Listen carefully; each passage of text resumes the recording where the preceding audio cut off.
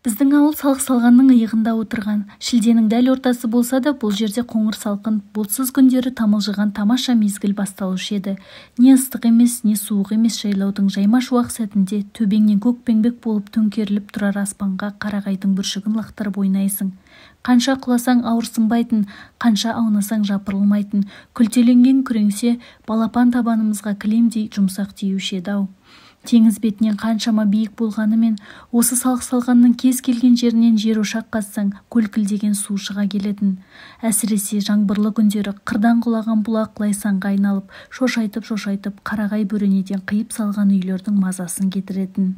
Ол кезде колхоздың сиыры күніне 3 рет сауылады, ал әр сауынның арасында шөп шауып оны маялайтын.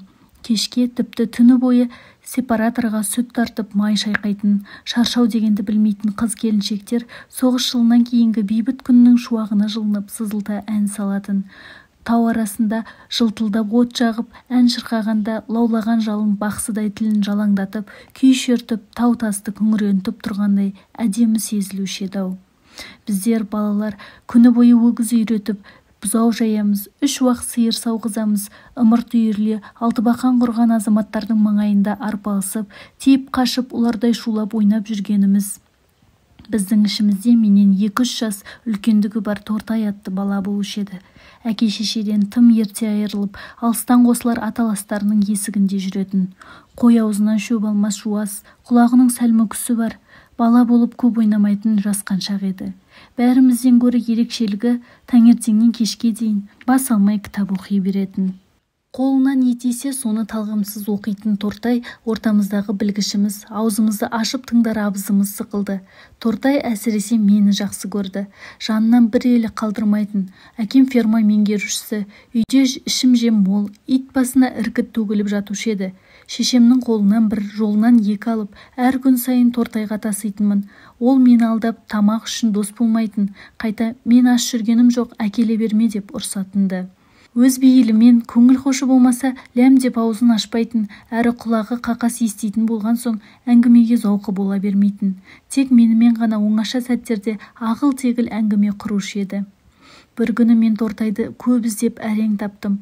Тұрған үйі аузына келгенін айтып, қуып жіберіпті. Салық салғанның ұшар басындағы қалың тас қорымның үңгіріне кіріп от жағып отыр екен. Мені көрген соң қуанып қалды. Орнынан атып тұрып, мені қалай таптың ей деді. Сенің үйің осы тас күрке емес пе? Тортай тас күркені ұядай қылып жинап, тазалап қойыпты. Бұдан бұрын да осы жерге келіп, мекеніне айналдырған секілді. Қайран қалдым.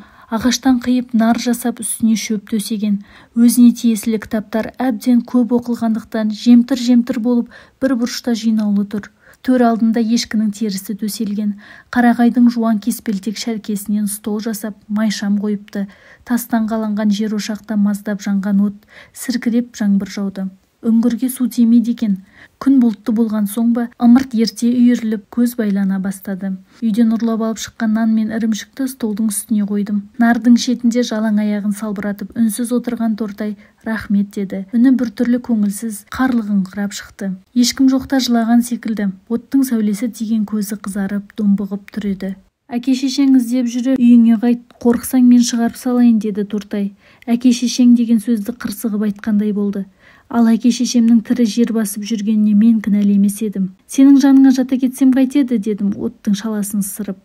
Қайтасың деді ол міз бақпай. Мен бүгін оны мүлдем танымай отырмын. Қайтасың, әке-шешең менің басымды жарады. Жармайды, сен мені қума, дос емес педік. Ораза намаз тоқтықта ғана деген, тоқ бала аш баламен ойнамайды деген. Мен жауап бере алмадым, үндемеген қалпы мылқиып отыра бердім. Тортай меңзең, лаулаған отқа тесілген күйі күрсінді. Содан кейін нардан қарғып түсті де, тас үңгірдің тесігінен сыртқа қарады. Жауын ұзақ жауатын түрі бар, төңірек тұтасып алыпты. Қонғың келсе қона ғой деді маған. Өзі тізесіне салып, қу бұтақты сындырды да отқа тастады. Мен әкелген ірімшіктен бір асап нарға қайта мінді. Содан соң аласталған алитет деген кітапты қолына алып, әрі-бері аударыстырды да ірге жаққа лақтырып жіберді. Жаңбыр толастар емес, құлаққа тасқа тиіп тайғанап жатқан сыбдыр-сыбдыр үні естіледі. Күркіреп сарқырамай ұрлана жауған нөсер қайдағы жайдағыны еске түсіріп, қиял дүниесіне жетелейді, немесе маужыратып ұйқыны келтіреді екен. Босағада отырғаның не, деді Тортай. Бағанағыдай емес, көңілденейін депті. Кел жаныма, мен сені тым жақсы көремін. Бастықтың баласымын деп мұрныңды көкке көтермейсің, қарапайымсың. Тас ошақтағы оттың сәулесі тас қабырғаларға түсіп қоңырқай тартады. Төбеде тесік бар ау деймін, тырс-тырс тамшы тамады бір жерден. Біз ертектегі ескі дүниеде отырғандай едік. Менің кеңсірігім ашып біртүрлі жылағым келді. Тортай, дедім. Ау, деді. Әңгіме не ерсек айтшы. Баяғыда бір жетім бала болыпты, деп бастады. Баяғыда бір жетім бала болыпты. Ары қарай күңгір-күңгір күбір-сыбыр ертекке айналады. Бүгінде менің есімде Тортай айтқан ертектің көбі қалмаған. Тіпті сол арманшыл баланың өзін де ұмытқандай едім. Тек баяғыда бір жетім бала болыпты деп басталушы еді. Ал қалай аяқталатынын білмеймін. Мүлде есімде жоқ. Қалай аяқталушы еді? Менің жадымда тамаша сақталғаны ол тас үңгірде шөп төселген нардың үстіне жатып оқыған кітаптары мен өзінің арман қиялы туралы түн ортасы ауғанша айтқан күбір-күбір әңгімесінің еміс-еміс елесі ғана. Мені жып-жылы қойнына алып, ағалық ақылын айтатын тым зеректік еді. Бұл дүниеде мен пір тұтар, сырласар жалғыз-ақ нәрсем бар, ол кітап дейтін. Әкем де, шешем де сол кітап. Кейбірін 2-3 қайтара жалықпай оқып шықтым. Жалғыздығың, жетімдігің бәрі ұмытылып, басқа бір жұмақты өмірге сапар шеккендей боламын. Әттең жағдай келсе, оқуымды одан әрі жалғастырып, Алматыға аттанар едім. Шынымды айтайыншы, кітап жазып, жазушы болғым келеді. Ақ жауын сіркіреп тұр. Тас ошақтағы от қоламталанып, үңгірдің ішіне қорқыныш ұялап, қараңғылана бастаған. Тортай әлі сөйлеп жатыр. Арманы таусылар емес. Демі құлағымның түбіне жып-жылы болып сезіледі. Ептеп қытықтайды. Мен үнсіз тыңдай беремін. Әлде тоңазығаннан, әлде қорқыныштан Тортайдың бауырына тығыла түсемін. Жайлаудың жадыраған ашық күндерінің бірінде Тортайға еріп бұзау бағуға шықтым. Менікі еріккеннің ермегі сықылды еді. Тас шоқының ұшар басына дейін бұзауларды өргізіп бардық та еркіне қоя бердік. Өйткені 4 аяқты мал бұл жерден ұзап ешқайда кете алмайтын. Биіктеген сайын қалың барағы орман таусылып, таудың таз төбесі басталатын. Заңғар таудың төбесінде үнемі суық жел соғып тұратындықтан ағаш болмайды, және шөп бойлап қалың өспейтін тақыр. Жаздың күндері үнемі сезіміңді сергітер майда леп есіп тұрады. Ал шоқылар өркеш-өркеш болып, көк күмбезіне найзадай кіріп, ұшпалана қол бұлғайтын. Қыздың жиған жүгіндей тай-тай, тең-тең, жақпар тастың ара-арасына тас сарымсақ өседі. Тортай екеуміз тырмысып қол-аяғымызды жаралай сол биікке шығып сарымсақ жұлып жегенбіз. Бұл тұстан таудың балағы ой етек алақандағыдай көрінеді. Сонау шатқалда Алтайдың шолпысындай мың бұралып ағаран қағып, бұқтырма өзені күмістене ағады. Ал біздің туған ауылымыз көк жалақ мұнар пердесіне тұмшаланып, тек нобайы ғана сүлделенеді. Қына басқан тасқа құлап кетерде атша мініп отырған Тортай анау көк мұнар дүниеге бірдеңесін жоғалтып алғандай, көзін сығырайтып ұзақ қарадай. Сонсоң шығыс жақты нұсқап, ереуілдеп сөйлей жөнелетін. Ей, дейтін маған, танау делдейіп. Егер осы тұрған жерімізден тұп-тура шығысқа жаяу тартып кетсек, қайда барар едік? Білемісің? Мен иығымды көтеремін. Білмейсің. Моңғолиядан бірақ шығар едік. Сен болмасаң мен жүре беруден әсте шаршамас та, қорықпас та едім. Рас айтамын, Моңғолияға барар едік. Бізді қазақтар келді деп құшақ жая қарсы алар еді. Аппақ киіз үйге кіргізіп, тай сойып қонақ қылар еді. Боз биенің сүтіне шомылдырып, алдымызға астау-астау жал жая қояр еді. Ішеріміз алдымызда, ішпесіміз артымызда. Қымызға қызыңқырап, шәнейіп жатқанда ақ отаудың есігін ептеп ашып, ай мен күнде қос ару кірсе, әттең дүние-ай, армансыз күліп ойнасақ, содан соң екеумізге 2 ақбозат мінгізіп, әлгі 2 сұлу қызды алдымызға өңгеріп, елге қайтсақ. Алдымыздан ферманың бүкіл сиыры, бұзауы, түйесі, барлық адамдары қақ жарылып, қарсы алып, шулап соңымыздан ерсе. Әттең дүние-ай, мұндай рақаттан кейін өліп-ақ кетсең не арман. Тортай көзі жайнап, астындағы жақпар тасты тебініп қалғанда, ар жағындағы шатқалдан құлап кетеді екен деп сәре-құтым қалмайды. Ақбозат демекші, түнде түсімде көк өгізім арғымақ болып, жер тарпып кісінеп тұр. 10 есе екен деп бұзауларымен бірге қаперсіз оттап жүрген өгізіне күн сап қарады. Тортай, сен түбі сол ақбозатқа мінесің, дедім мен шын көңіліммен. Қайдам, деді ол тастан тасқа секіріп, төменге түсіп бара жатып. Қайдан білейін, әкем марқұмның тақымы Қотыртайға тимей кетіп еді. Қайдан білейін. Күз жақындап, фермадағы барлық бала жайлаудан ауылға оқуға аттанғанда, тау басында бұзау бағып жападан жалғыз Тортай ғана қалған. Әрине, мен оны қимадым, қиналдым. Өзіммен бірге ала кететін шаманың жоқтығына жыным келді. Кетерімде ол маған ең сүйікті кітабын сыйлап тұрып айтты: мен үшін де оқы, бәлкім мен міне алмаған ақбозатқа сен мінерсің. Сенің өз ақбозатың бар емес пе? Жоқ, менің маңдайыма көк өгіз жазылған. Онда мен өз ақбозатымды саған сыйға тартамын. Содан бері көп жылдар өттім. Мен Тортайды да, ақбозатты да әлде қашан ұмытқанмын. Бір рет ауылға барғанымда азаматтар сөз қылып отыр екен. Тортай үйленбек болып, ішкері жақтан жуастау бір қызға сөйлеседі.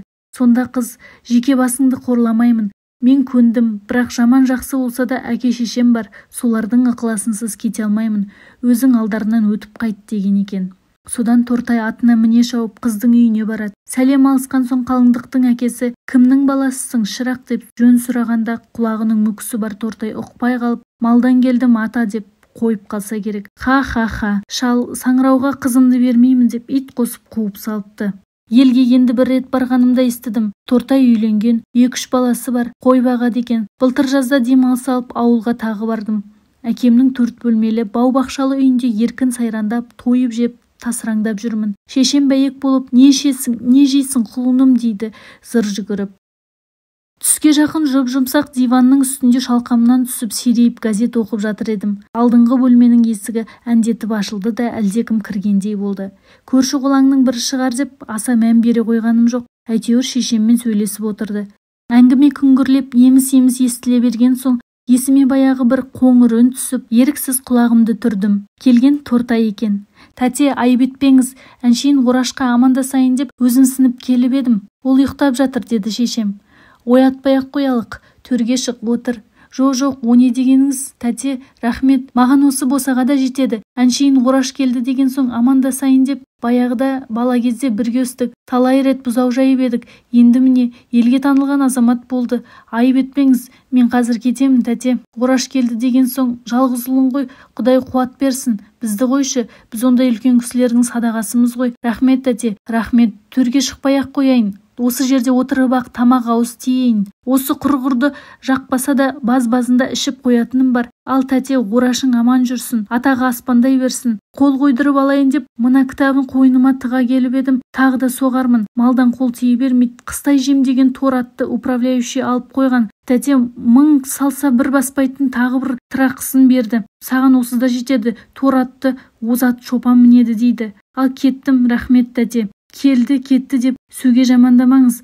Әншейін Ораш келді деген соң үлкен кісі ғой, бірге өскен. Сәлем берейін деп, мен келді деп тіпті айтпаңызшы, тәте, ұят болар. Ал сау болыңыз, рахмет. Итің деп баяғы өзіңіз білетін салық салғанға жеткенше түн ортасы болар. Өзіңіз білесіз, салық салған алыс, өте алыс, Моңғолияның бер жағында. Мен сұлап жатқан орнымнан белім кеткендей тұра алмадым. Шынымды айтсам, ұялдым. Тортайдан ұялдым. Батылым бармады. Бет жүзім шыдамады. Сонда ғана менің есіме баяғыда бір жетім бала болыпты деп басталатын ертектің қалай аяқталары оралды. Осылай аяқталады екен ғой, осылай. Тортай мінер ақбозат менің тақымымда кеткендей еді. Иесіне қайтаруға кеш еді.